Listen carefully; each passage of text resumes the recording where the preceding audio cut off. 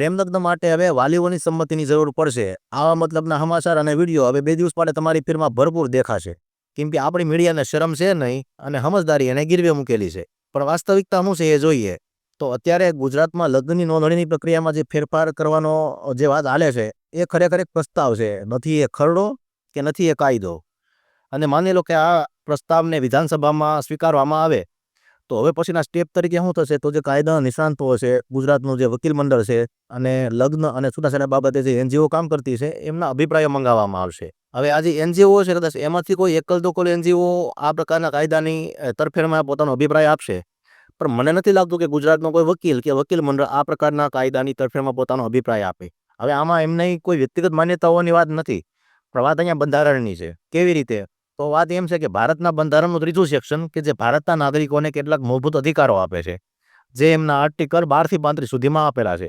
તો એમાંથી જે બીજો અધિકાર છે એ છે સ્વતંત્રતાનો અધિકાર. અને સમય સમય પર અલગ અલગ કેસમાં નામદાર સુપ્રીમ કોર્ટે આ સ્વતંત્રતા શબ્દનો બહુ વિસ્તારપૂર્વકનો અર્થ કરેલો છે.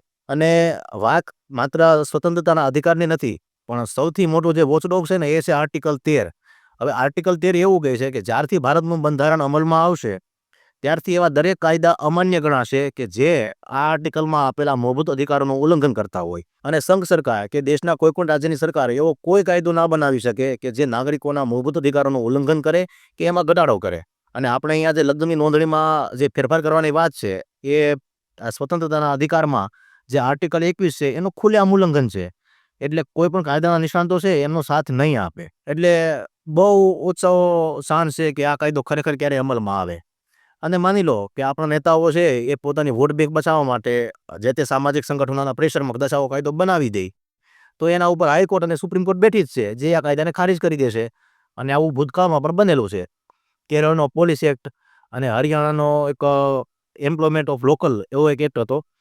અને જેલમાં જે જાતિય તળિતકામની વહેંચણી હતી એ તો હમણાં 2024માં સુપ્રીમ કોર્ટે નાબૂદ કરી છે કે જે મૂળભૂત અધિકારો છે એનું ક્યાંય ઉલ્લંઘન નહીં થવા દે.